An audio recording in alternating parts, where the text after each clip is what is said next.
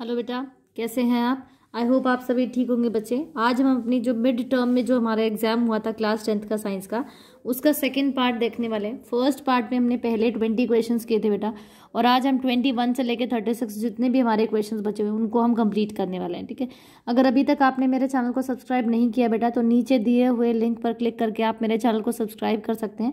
मेरे चैनल का नाम है बेटा बियॉन्ड इमेजिन पॉइंट। तो आज हम 1 बाय 1 अपने सारे क्वेश्चंस को डिस्कस करेंगे कि कैसे हमें किस क्वेश्चन का कैसे आंसर करना था।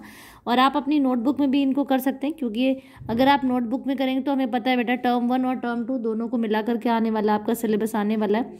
तो आपके रिविजन के लिए ये बहुत इंपॉर्टेंट है कि आप अपने पेपर्स को भी सॉल्व करें। चलिए, तो हम अपना क्वेश्चन नंबर 21 देख रहे हैं बेटा। जो क्वेश्चन नंबर 21 है, क्वेश्चन नंबर 21 आपको कहता है प्रकाश संश्लेषण की क्रिया के लिए संतुलित प्रकाश संश्लेषण। तो क्वेश्चन आपको कहता है बेटा प्रकाश संश्लेषण की क्रिया के लिए संतुलित रासायनिक समीकरण लिखे। Means right a balance chemical equation for the process of photosynthesis, आपको ये लिखनी है। ठीक है, तो प्रकाश संश्लेषण की जो क्रिया होती है, जैसे बेटा हमें पता है प्रकाश संश्लेषण क्या होता है, जिसमें पौधे अपना खाना बनाते हैं, उस प्रक्रिया को हम प्रकाश संश्लेषण कहते हैं। उसमें वो करता क्या, आपको वही चीजें लिखनी थी। देखो, जो प्रकाश संश्लेषण के दौरान जो पौधा होता है वो क्या करता है बेटा, वो हवा से क्या लेता है, कार्बन डाइऑक्साइड लेता है। हवा से उसको कार्बन डाइऑक्साइड मिलती है, जल मतलब वाटर मिलता है, सूर्य का प्रकाश मतलब सूर्य के प्रकाश की प्रेजेंस में क्लोरोफिल की उपस्थिति में क्या करता है, अपना खाना ग्लूकोज बनाता है। ठीक है, ग्लूकोज बनाता है, प्लस वो 6 CO2 मतलब वो ऑक्सीजन वहां पर रिलीज करता है और जल निकलता है। आपको ये अभिक्रिया लिखनी थी इस क्वेश्चन में। 2 नंबर का क्वेश्चन था बेटा, आपको 1 नंबर का ये क्वेश्चन पूछा हुआ था जिसमें आपको 6 CO2 प्लस 12 H2O लिखने थे, और ये तीर का निशान जिसपे आपको लिखना था सूर्य का प्रकाश और क्लोरोफिल। और ये हम क्लोरोफिल की उपस्थिति में सूर्य के प्रकाश को अब्जॉर्ब करके क्या बनाता है, अपना खाना बनाता है, जिसको हम ग्लूकोज कहते हैं। C6H12O6 प्लस 6O2 मतलब ये ऑक्सीजन बना रहा है, प्लस यहाँ पर जल क्या है मतलब वाटर यहाँ पर रिलीज हो रहा है। ठीक है, अब नेक्स्ट जो क्वेश्चन था जिसमें आपको पूछा गया है बेटा कि मरुस्थलीय पौधे किस समय कार्बन डाइऑक्साइड लेते हैं और प्रकाश संश्लेषण करते हैं। मींस व्हेन प्रकाश संश्लेषण की अभिक्रिया पौधे किस समय करते हैं, ये आपको बताना था। क्योंकि मरुस्थल जो होता है बेटा उसमें क्या होता है, वहाँ पर प्रकाश संश्लेषण बहुत ज़्यादा मतलब सूर्य की जो रोशनी होती है वो दिन के समय बहुत ज़्यादा होती है, लेकिन कार्बन डाइऑक्साइड को वो किस समय लेते हैं आपको ये बताना था। सिर्फ ये बताना किस समय लेते हैं, एक क्वेश्चन ही था। तो ये रात में बहुत अच्छे से क्या करते हैं, जो प्रकाश संश्लेषण की अभिक्रिया वो रात में करते हैं। ठीक है, अब जो नेक्स्ट क्वेश्चन था बेटा, आपको क्वेश्चन नंबर नेक्स्ट की अगर मैं बात करूं तो name the acid present in the following. आपको टमाटर दैट इज टमाटो, सिरका मतलब विनेगर, इमली मतलब टमरिड, और आंट स्टिंग मतलब आपको चींटी के डंक में, इन चारों के लिए क्या बताना था कि इनमें कौन सा अम्ल प्रेजेंट होता है, आपको ये लिखा था। ठीक है बेटा, तो इनके अम्ल की बात करनी थी। तो ये हम 1 बाय 1 देख रहे हैं। टमाटर में ऑक्सैलिक एसिड होता है, सिरके में एसिटिक एसिड होता है, इमली में टार्टरिक अम्ल होता है, और चींटी के डंक में फार्मिक अम्ल होता है। ठीक है, तो ये चारों आपके हाफ मार्क्स में पूछा गया था कि टमाटर में ऑक्सैलिक एसिड होता है, और सिरके में एसिटिक एसिड होता है, इमली में टार्टरिक अम्ल होता है, और चींटी के डंक में फार्मिक एसिड होता है। ठीक है, इसी के अथवा वाले क्वेश्चन की मैं बात करूँ, इसके अथवा में जो क्वेश्चन पूछा था और में जो पूछा था उसमें आपको बताना था कि दंत क्षय किस प्रकार पीएच से संबंधित है। How is tooth decay related to pH, आपको पीएच से रिलेटेड ये चीजें बतानी थी। तो उसमें आपको लिखना था कि अम्ल बनता है, क्योंकि पीएच जब डिके क्यों होता है, क्योंकि हमारे मुंह में अम्ल बनता है, और दंत क्षय होता है क्योंकि हमारे जो माउथ का पीएच है वो 5.5 से भी कम हो जाता है। जब हमारा पीएच जो है वो 5.5 हो जाता है, उससे कम हो जाता है, तो हमारे मुंह में अम्ल बनता है, माउथ के अंदर अम्ल बनता है, एसिड बनता है, जिसकी वजह से आपका जो पीएच है वो कम, वो जो टूथ डिके है, दंत क्षय हो जाता है। ठीक है, अब जो नेक्स्ट क्वेश्चन है बेटा उसमें आपको बताना था कि पित्त रस के 2 कार्य लिखने थे। State 2 function performed by bile juices. Bile juices के द्वारा जो 2 फंक्शन परफॉर्म किए जाते हैं, पित्त रस के द्वारा जो 2 कार्य किए जाते हैं, आपको उनके बारे में उन कार्यों को यहाँ लिखना था। तो पहला कार्य क्या होता है बेटा पित्त रस का, यह शुद्रांत्र में क्षारकता का माध्यम तैयार करता है। बिल्कुल, जो शुद्रांत्र होती है, क्योंकि हमें पता है आमाशय में अम्ल बनता है तो वहाँ माध्यम अम्लता का होता है, लेकिन अम्लता अगर वही माध्यम शुद्रांत्र में जाएगा तो वो शुद्रांत्र की दीवारों को खराब कर सकता है। तो इसीलिए शुद्रांत्र जो होती है उसमें वो अम्लता का जो माध्यम है उसको पहले न्यूट्रलाइज करता है। हमारे पास जो हमारे पास पित्तरस है, उससे पहले वो बाइल जूसेस निकलते हैं, उसको न्यूट्रलाइज करते हैं और शुद्धांतर में क्षारकता का माध्यम तैयार करता है ताकि बाकी एंजाइम्स वहाँ पर काम कर सके। दूसरा है बेटा वसा को वसा अम्ल में बदल देता है। बिल्कुल, जो वसा के बड़े बड़े जो हमारे गोलक होते हैं उनको छोटे छोटे गोलकों में वो बदल देता है, दैट इज वसा अम्ल में वो बदल देता है। ठीक है, नेक्स्ट जो क्वेश्चन नंबर 24 है, बहुत ईजी सा क्वेश्चन था बेटा। आपको ये बताना था कि किशोरावस्था आने पर मानव नर और मादा में स्रावित होने वाले हार्मोन लिखे। आपको हार्मोन्स के नाम लिखने थे, जो मेल हार्मोन्स और फीमेल हार्मोन्स हैं। प्यूबर्टी रीच होने पर वो कौन कौन से हार्मोन्स बनते हैं मादा और नर में, आपको वो मुझे बताना था। तो नर में क्या बनता है बेटा, नर में जो बनता है उसको हम टेस्टोस्टेरॉन कहते हैं। नर में क्या बनता है, टेस्टोस्टेरॉन बनता है, मादा में एस्ट्रोजन बनता है। सिर्फ आपको उनके हार्मोन्स के नाम लिखने थे। तो नर में टेस्टोस्टेरॉन बनता है, मादा में एस्ट्रोजन बनता है। ठीक है, अब नेक्स्ट जो क्वेश्चन नंबर 25 है, उसमें आपको पूछा था कि जैव निम्नीकरण और अजैव निम्नीकरण, जैव निम्नीकरण और अजैव निम्नीकरण अपशिष्ट को अलग अलग कूड़ेदान में क्यों डाला जाता है। आपको बता दो कि उनको अलग अलग कूड़ेदान में क्यों डाला जाता है।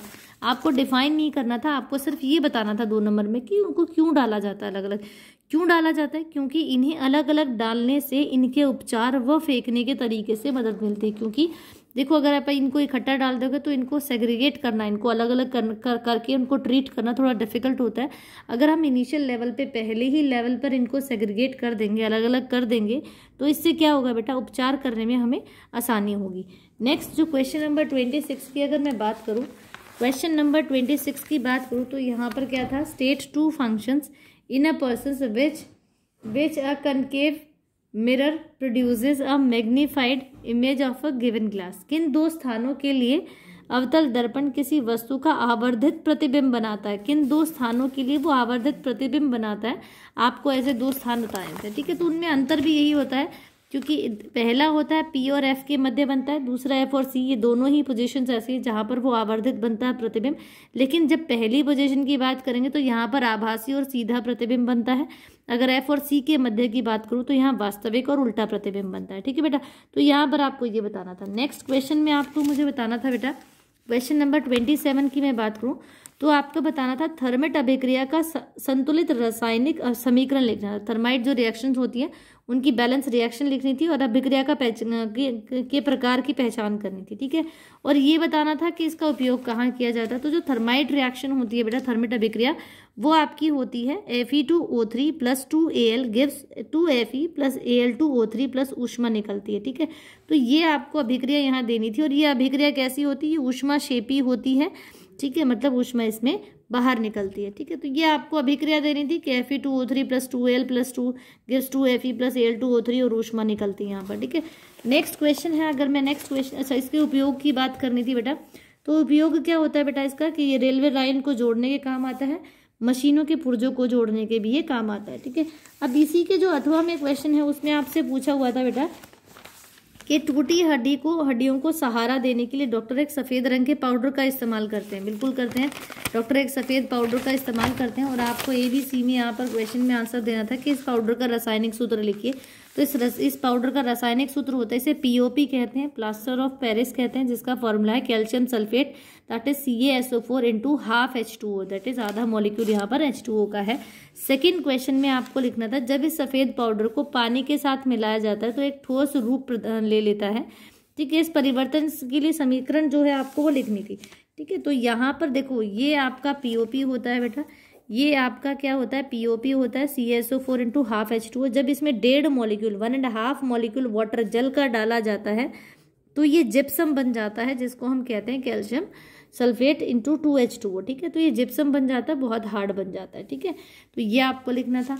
नेक्स्ट जो क्वेश्चन है आपको उसमें बताना था कि इलेक्ट्रॉन के स्थानांतरण द्वारा कैल्शियम सल्फाइड बनने की प्रक्रिया को दर्शाना था कि कैसे कैल्शियम सल्फाइड बनता है, और दूसरे आपको उनके आयंस के, सेकंड में आपको उनमें मौजूद जो आयंस है उनके नाम लिखने थे। ठीक है, तो बहुत इजी सा क्वेश्चन था ये। आपको सिर्फ करना तो क्या था बेटा, कैल्शियम है, कैल्शियम के पास 2 एक्स्ट्रा इलेक्ट्रॉन्स, हमें पता संयोजक इलेक्ट्रॉन संयोजकता यहाँ पर संयोजक इलेक्ट्रॉन्स 2 हैं तो इसके पास हम 2 डॉट रखेंगे, यहाँ संयोजक इलेक्ट्रॉन्स 6 हैं तो सल्फर के पास 6 जो इलेक्ट्रॉन्स 6 डॉट्स आएंगी, ठीक है। अब कैल्शियम अपने 2 इलेक्ट्रॉन देकर क्या करेगा बेटा, Ca2+ बनाएगा, सल्फर 2 इलेक्ट्रॉन लेकर Cs2 नेगेटिव बनाएगा, ठीक है। तो इसका मतलब क्या हुआ, 2 इलेक्ट्रॉन्स का स्थानांतरण होता है, कैल्शियम से एक स्थानांतरण ये हुआ, दूसरा यहाँ हुआ, और इसके बाद क्या होना है बेटा, यहाँ पर ये कैल्शियम है ये +2 बन जाएगा, और सल्फर के जो 8 है वो क्या हो जाएंगे, ये 8 यहाँ पर पूरे हो जाएंगे और ये 2 नेगेटिव बनाएगा, और इसको हम लिख सकते हैं कैल्शियम सल्फाइड बनेगा ऐसे, ठीक है। +2 और 2- ऐसे भी लिख सकते हैं, और आप इसे लिख सकते हैं कैल्शियम सल्फाइड CaS भी लिख सकते हैं, ठीक है। तो आपको ये बताना था। सेकंड में आपको कैल्शियम आयन बनना है, कैल्शियम आयन बन रहा है और सल्फाइड आयन बन रहा है, आपको सिर्फ ये बताना था, ठीक है। इसके बी ऑप्शन में आपको ये बताना था, ठीक है।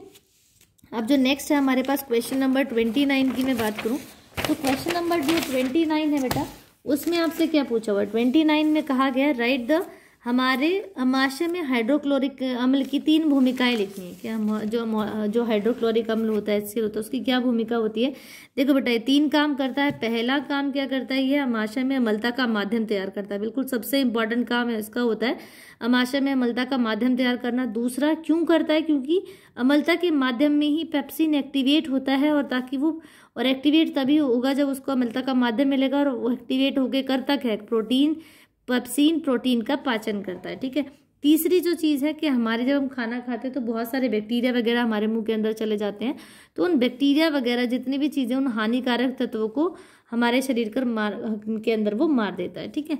नेक्स्ट क्वेश्चन नंबर 30 की मैं बात करूँ तो क्वेश्चन नंबर जो 30 है उसमें आपको पूछा हुआ था बेटा कि name 3 excretory products other than O2 in plants. Plants में O2 के अलावा जो 3 एक्सक्रीटरी प्रोडक्ट्स है वो आपको लिखने थे। तो 3 उत्सर्जी प्रोडक्ट्स में आप लिख सकते हो। देखो ऑक्सीजन के अलावा लिखने थे तो कार्बन डाइऑक्साइड हो जाएगा, पानी हो जाएगा और गोंद हो जाएगा, तो ये आपको इसमें लिखना था, ठीक है।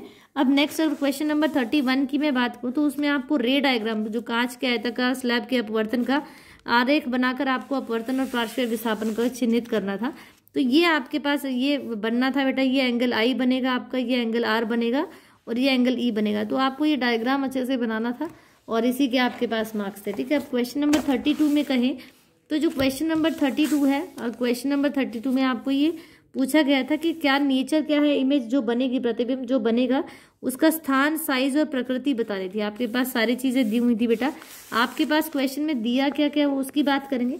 आपको वस्तु की ऊंचाई HO, वस्तु की ऊंचाई 6 सेंटीमीटर दी हुई है, जो फोकस है वो -5 सेंटीमीटर दिया हुआ है, U आपके पास -10 सेंटीमीटर है। 1/f बराबर फॉर्मूला होता है जो लेंस का हमारे पास सूत्र है, जो लेंस का सूत्र है हमारे पास वो क्या होता है, 1/f बराबर 1/v माइनस 1/u होता है। तो हमें v निकालना था, इसलिए जो u है इसको इधर ले जाएंगे तो 1/f प्लस 1/u हो जाएगा आपके पास, ठीक है। अब f की वैल्यू -10 रखी, हमने -5 रखी, u की -10, 3 को रखेंगे, कैलकुलेट करेंगे तो आपके पास v की जो वैल्यू है 1/v की वैल्यू आएगी बेटा -3/10, तो v की वैल्यू -10/3 सेंटीमीटर आ जाएगी। अब आपके पास आवर्धन का जो फॉर्मूला है वो होता है बेटा HI/HO बराबर v/u, ये फॉर्मूला होता है आपके पास, ठीक है। ठीक है, तो आप HI/6, जो HO की वैल्यू है वो 6 थी, V की वैल्यू हमने -10/3 निकाली है, और U आपके पास कितना था बेटा -10 था। सबकी वैल्यू रख कर आप कैलकुलेट करेंगे तो यू विल गेट 2 सेंटीमीटर। तो आपको जो वस्तु की जो इमेज, जो प्रतिबिंब बना है उसकी हाइट आपकी कितनी निकल गई बेटा, वो 2 सेंटीमीटर निकल गई है, ठीक है।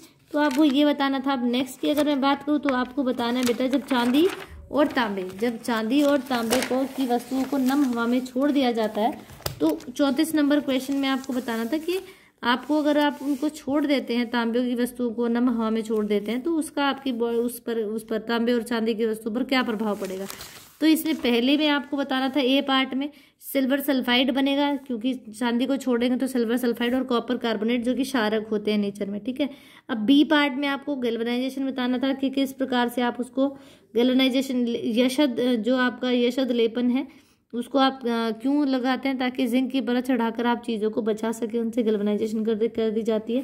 सी में आपको मिश्र धातु बताना था, तो मिश्र धातु क्या होती है बेटा, मिश्र धातु क्या होती है, 2 या 2 से अधिक धातुओं के मिश्रण से मिश्र धातु बनती है। जैसे स्टेनलेस स्टील है वो आयरन, निकल और जो क्रोमियम होता है उसके मिक्सिंग से बनती है, ठीक है। अब क्वेश्चन नंबर जो 36 है, पहले हम 36 करेंगे, वहां पर आपको क्वेश्चन दिया हुआ था बेटा। क्वेश्चन नंबर 36 में का आंसर कैसे निकालेंगे आप, आपके पास जो निकट दृष्टि दोष है उसको हम कैसे ठीक कर सकते हैं, पहले ये बताना था। तो अवतल लेंस लगाकर हम निकट दृष्टि दोष को अवतल लेंस लगाकर ठीक कर सकते हैं। ठीक है, जहां पर वस्तु की दूरी इन्फिनिटी दी हुई है आपको और v जो प्रतिबिंब है वो -80 सेंटीमीटर दिया है, तो 1/f बराबर 1/v माइनस 1/u होता है। v की वैल्यू -80 है, u आपका इन्फिनाइट है, तो इसको सॉल्व करेंगे तो आपके पास -80 f की वैल्यू क्या आएगी, -80 सेंटीमीटर आएगी। दैट इज मीटर में चेंज करेंगे क्योंकि हमें पावर क्षमता निकालनी थी। ठीक है, तो ये -0.8 मीटर हो जाएगा और p की वैल्यू आपके पास क्या होती है, 1/f होती है, दैट इज -1/0.8। इसे सॉल्व करेंगे तो आपके पास -1.25 d से डायप्टर जो पावर होती है उसकी यूनिट क्या होती है, डायप्टर। तो आप ये लिखेंगे। ठीक है, अब जो क्वेश्चन नंबर 35 हमने छोड़ दिया था उसकी मैं बात कर रही हूँ। 35 में आपसे क्या पूछा बेटा, पहले में तो आपको ये डायग्राम बनाना था, बिल्कुल नीट एंड क्लीन आपको ये पूरा का पूरा डायग्राम बनाना था। ठीक है, उसके बाद बी पार्ट में आपको ग्रसिका, यकृत और अग्नाशय इन तीनों का डायग्राम बनाना था और लास्ट वाले सी पार्ट में आपको बताना था कि पेप्सिन अमाशय में क्या करता है। तो पेप्सिन अमाशय में प्रोटीन का पाचन करता है। अब क्वेश्चन नंबर जो 36 था उसमें आपको ये 3 डायग्राम्स बनाने थे बेटा। ठीक है, एक तो जो करेक्ट आइज है उनका, फिर जो डिफेक्टेड आइज है उनका, और तीसरे में जब आपने कौन सा लेंस लगाया जिससे वो डिफेक्ट आपका ठीक हो गया। तो ये 3 डायग्राम और साथ में आपको लिखना था कि अवतल लेंस लगाकर इसको ठीक किया जा सकता है। ठीक है, तो ये सारी चीज़ें थी आपके पास, आपको इस तरीके से क्वेश्चंस को अटेम्प्ट करना था, इस तरीके से आपको पेपर में अपनी चीज़ें लिखनी थी। होप आपको ये चीज़ें समझ आई होंगी बेटा। नेक्स्ट टाइम आप पेपर में इन गलतियों को ना दोहराएं, इसीलिए आप इस क्वेश्चन पेपर को जो सॉल्यूशंस आपके पास आ रहे हैं इनको बहुत अच्छे से करें। ठीक है, होप आप लोग इससे भी अच्छे मार्क्स जो नेक्स्ट पेपर है उसमें आप वो गेन करने की कोशिश करेंगे। ठीक है, तो चलिए आज के लिए इतना ही बेटा। और हमारा जो सेकंड पार्ट है इसमें हमने पूरा पेपर अपना सॉल्व कर लिया, तो सभी बच्चे अपनी कॉपी में भी इसको कर लें और इसको समझें कि कैसे चीज़ें आपको करनी थी। ठीक है, तो आज के लिए इतना ही बेटा। अगर आपने अभी तक मेरे चैनल को सब्सक्राइब नहीं किया है तो आप नीचे दिए हुए लिंक पर क्लिक करके मेरे चैनल को सब्सक्राइब कर सकते हैं बेटा। मेरे चैनल का नाम है बियॉन्ड इमेजिन पॉइंट। होप आप लोग मेरे चैनल को सब्सक्राइब जरूर करेंगे बेटा, एज वेल एज मेरे चैनल और मेरे वीडियोस को लाइक ज़रूर करें, सो दैट बेटा I can be motivate my self कि हाँ चलिए बच्चों को चीज़ें समझ आ रही हैं, तो I have to make more efforts for you. ठीक है, तो आप मेरी चीज़ों को, मेरी वीडियोज़ को आप लाइक भी कीजिए, शेयर भी कीजिए। थैंक यू बेटा, थैंक यू वेरी मच।